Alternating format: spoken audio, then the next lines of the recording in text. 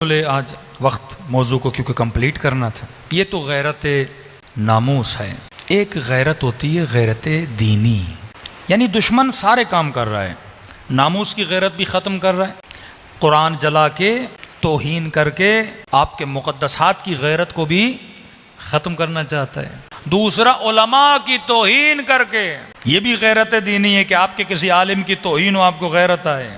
مراجع کی توہین کر کے جوانوں کے وجود سے غیرت کو ختم کرنے کی کوشش کی جا رہی ہے. میں نے 2-3 مجالس میں پڑھا آیت اللہ العظمی قاضی، یہ جو لباس ہے نا امامہ ابا قبا، آغا قاضی کے بیٹے کہتے ہیں جب بابا سوتے تھے تو اپنا امامہ اتار کے اوپر رکھتے تھے اور کبھی اپنے امامے کی طرف پاؤں کر کے نہیں سوئے. جب میں نے پوچھا کہ بابا امامہ آپ کا اپنا ہے، پاؤں کر کے کیوں نہیں سو رہے؟ کہتے ہیں امامہ ہے تو میرا لیکن نسبت حسین سے ہے، نسبت میرے جد رسول خدا سے ہے. امامے کی توہین، لباس کی توہین. اب ایک نئی ٹیکنیک آئی ہے کراچی میں کہ ہم بے وقت اور بے وقار کیسے کریں ایک عالم کو. ٹیکنیک کیا اپنائی ہے کہ پہلے سارے جنا کے پالے خطیب ہوتے تھے، اب کراچی کی عوام نے امامے والوں کو سننا شروع کر دیا تو کہ عوامے کی عزت اور وقار کو گرانے کے لیے کیا کرو، کچھ بد اخلاق نااہل کیریکٹر لیس لوگوں کے سروں پہ انہوں نے امامے رکھ دیے تاکہ امامے کی عزت کو خراب کیا جائے. اور ان کیریکٹر لیس لوگوں میں سے کراچی میں کئی ہیں.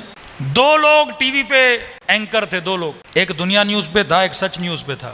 دونوں نے تقریریں کرنا شروع کر دی ہیں. ایک نے داڑھی بڑی کی ہے، دوسرے نے بال بڑے کیے ہیں. ایک نے امامہ رکھا ہے، ایک نے جنا کیپ رکھی ہے. اور لباس کا مذاق، امامے کا مذاق، ابا ہے قبا ہے، یہ لباس ہے صاحب و زمان ہے. حلیے بدلنا اس لباس کے، رنگ برنگی چیزیں اس لباس پہ رکھنا تاکہ مذاق اڑایا جائے. یہ بھی ایک طریقہ ہے امامے کے مذاق اڑانے کا کہ آپ ایک بندر کے سر پہ امامہ رکھو. مذاق بندر کا نہیں، مذاق امامے کا ہے. ایک نااہل بندے کے سر پہ امامہ رکھا جائے.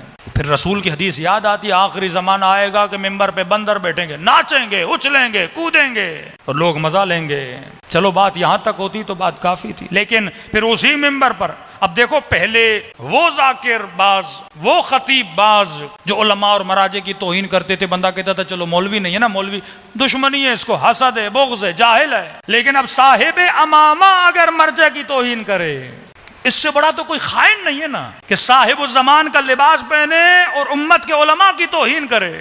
اپنے جوانوں کو کتاب ضرور لے کر دیے، پروٹوکولز آف جوز، یہودیت کے پروٹوکولز، لکھا ہے کہ ہم کس طرح امت محمد میں تفرقہ ڈالتے ہیں.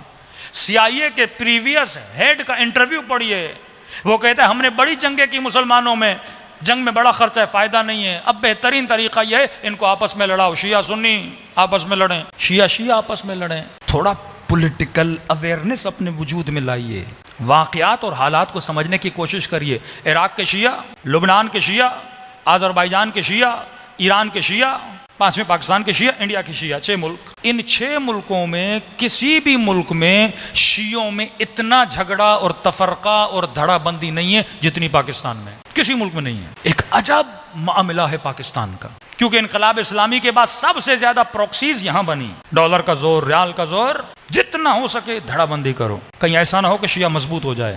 اب اس کو توڑنے کے لیے کیا کرو؟ علماء کو بدنام کرو، نام خراب کرو. اب معاملہ لباس میں ہے، مولویوں کا لباس پہنا کر عالم کو بدنام کرو. ان کی نجی محفلوں میں آپ جائیں گے، زبان سے گالی کے علاوہ کوئی لفظ نہیں نکلتا. ان کی نجی زندگی آپ دیکھیں گے تو یہ غیرت دینی ہونی چاہیے. خمینی مدرسے فیضیہ میں کہنے لگے، اے اہل قوم تمہاری غیرت کو کیا ہوا ہے کہ امامہ پہن کر دین کی توہین کی جا رہی ہے، کہ اور کچھ نہیں کر سکتے، ان کے سروں سے امامے کیوں نہیں اتارتے؟ یہ لباس ابی عبداللہ الحسین ہے، یہ لباس امام زمانہ ہے. اور ایسے لوگ یہاں بن رہے ہیں اور اہل ولایت دیکھ رہے ہیں. یہ بھی غیرت کی کمی ہے. دینی غیرت جب کم ہو جائے اور وہن عالم، وہن مذہب، مولا فرماتے ہیں ہر گناہ کی معافی ہے، توہین مذہب کی معافی نہیں ہے. توہین مذہب کا صرف یہ مطلب نہیں کوئی علم کی توہین کرے، کعبۃ اللہ کی توہین کرے. شعائر اللہ کا مطلب ہر وہ چیز جو معاشرے میں اللہ کے نام کو بلند کرے. علم کو دیکھ کر عباس یاد آتے ہیں، زری کو دیکھ کر حسین یاد آتے ہیں. یہ وہ شعائر ہیں جو سانس نہیں لیتے لیکن زندہ شعائر اللہ علماء ہیں. حدیث العلماء ورثۃ الانبیاء. غیبت امام کے بعد اگر اللہ کی نگاہ میں کسی کی قدر و قیمت ہے، علماء ہیں. اور شیعوں کی طاقت مرجعیت ہے، واللہ اگر مرجعیت نہ ہو شیعوں کا وجود ہی نہیں ہے. ملینز آف ڈالرز لگے عراق میں شیعہ سنی جنگ کرنے کے لیے. سیستانی نہ ہوتے عراق تباہ ہو چکا ہوتا. بلینز آف ڈالرز لگے ایرانی قوم پر. ابھی ریسنٹلی یہودیوں نے ایک آرٹیکل چھاپا انگلینڈ میں, ہر سال ان کا آرٹیکل آتا ہے. وہ لکھتے ہیں کہ 2024 تک شیعت کا ڈاؤن فال شروع ہو جائے گا. شیعت کا گولڈن ٹائم ختم ہے. ابھی ان کی اپنی کیلکولیشن ہے. ریزن کیا بتاتا ہے کہ 2 ریزن ہیں. سیستانی بھی 80 کو کراس کر چکے ہیں, خامنئی بھی 80 کو کراس کر چکے ہیں, اور ان دونوں کے بعد ہمیں عالم تشیع میں لیڈرشپ نظر نہیں آتی. جیسے یہ 2 جائیں گے شیعہ بکھر جائیں گے, ڈاؤن فال آف شیعہ شروع ہو جائے گا. وہ بھی جانتا ہے کہ شیعت کی طاقت کیا ہے, تبھی ایسے لوگ پیدا کیے جاتے ہیں افسوس سے. اور رہبر معظم کے زخمی ہاتھ کا مذاق اڑایا جائے. بھائی ہاتھ زخمی کہاں ہوا تھا؟ گناہ کرتے وقت یا راہ خدا میں جہاد کرتے ہوئے؟ جمعے کا خطبہ دیتے ہوئے بم بلاسٹ ہوا, اللہ کا نام لیتے ہوئے بم بلاسٹ ہوا تھا, ترویج دین کرتے ہوئے بم بلاسٹ ہوا تھا اور ان کا ہاتھ زخمی ہو گیا.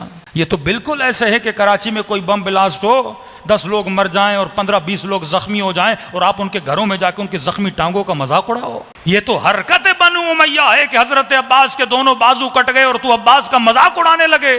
یہ ہاتھ راہ خدا میں زخمی ہوا ہے. تو نے اپنے اعضاء سے کتنی اللہ کی اطاعت کی ہے, تو نے اپنی زبان سے خدا کی کتنی عبادت کی ہے. خدا وہ اعضاء جو راہ خدا میں قربانی دیتے ہیں روز ان پر رحمتوں کو نازل کرتا ہے, اور وہ اعضاء جو اللہ کی نافرمانی کرتے ہیں روز علی اور آل علی کی ان پہ لعنت ہوتی ہے. یہ معاشرے سے غیرت دینی کو ختم کرنے کے لیے 2 لفظ یاد رکھیے, ایک ہوتی ہے لیگل ویلیو, ایک ہوتی ہے مورل ویلیو. اس معاملے کو سمجھیے. جو پولیٹکس کے اسٹوڈنٹ ہیں وہ بہتر ان چیزوں کو سمجھتے ہیں. جنہوں نے سوشل اسٹڈی پڑھی ہے ان کو پتا ہے کہ معاشرے کو کیسے بدلا جاتا ہے. امام خمینی ولی فقیہ بنے نہیں تھے, پر اس سے پہلے ولی فقیہ تھے. لیگلی نہیں بنے تھے لیکن مورلی لوگوں کی نگاہوں میں ولی فقیہ تھے. مورل ویلیو, اور یہ بڑی خطرناک ہوتی ہے. آغا خامنئی لیگلی ولی فقیہ بنے تھے لیکن ایران میں ابھی مورلی نہیں بنے تھے. اور جب موسوی اور احمدی نژاد کی لڑائی شروع ہوئی ایران میں, اس وقت دنیا نے کہا اب خامنئی مورلی بھی ولی فقیہ بن. مورلی کا مطلب کیا کہ آپ کو ایک لیگل ویلیو دی جاتی ہے, لیکن مورلی بھی لوگ اس مقام کو اتنا سمجھیں اور آپ کی اطاعت اتنی کریں کہ یہ جب آغا خامنئی نے تقریر کی کہ اے خدا, اے امام زمانہ, یہ حکومت میرے پاس ہے, اب بدن ضعیف ہے, ہاتھ کمزور ہے, مولا اب ملک ہاتھ سے نکلا جا رہا ہے, اب ہمارے پاس آپ کے علاوہ کوئی نہیں ہے. ان کے ان جملوں نے پورے ایران کو روڈوں پہ لایا, اور وہ جتنا فتنہ تھا اس فتنے کو کیا ختم کیا. دنیا نے کہا نہیں, اب خامنئی مورلی بھی اتنے مضبوط ہو چکے ہیں, اگر یہ کچھ کہیں تو یہ قوم نکلنے کے لیے تیار ہے. آغا سیستانی لیگلی ولی فقیہ نہیں ہیں, بل مورلی علاقے میں ایز ولی فقیہ ہیں. ایک فرمان دیتے ہیں کیونکہ حکومت نے ان کو کوئی عہدہ نہیں دیا, پارلیمنٹ نے ان کو کوئی عہدہ نہیں دیا, لیکن مورلی اخلاقی طور پر عراقی ان کو ایسے مانتے ہیں جیسے ایران میں ایک ولی فقیہ کی بات کو مانا جاتا ہے. اب یہ دشمن کے لیے بڑا خطرہ ہوتا ہے کہ کوئی بندہ مورلی اتنا مضبوط بن جائے, اب اس کو گرانے کے لیے کیا کیا جاتا ہے؟ طنز کیا جاتا ہے, کیریکٹر پہ حملہ کیا جاتا ہے.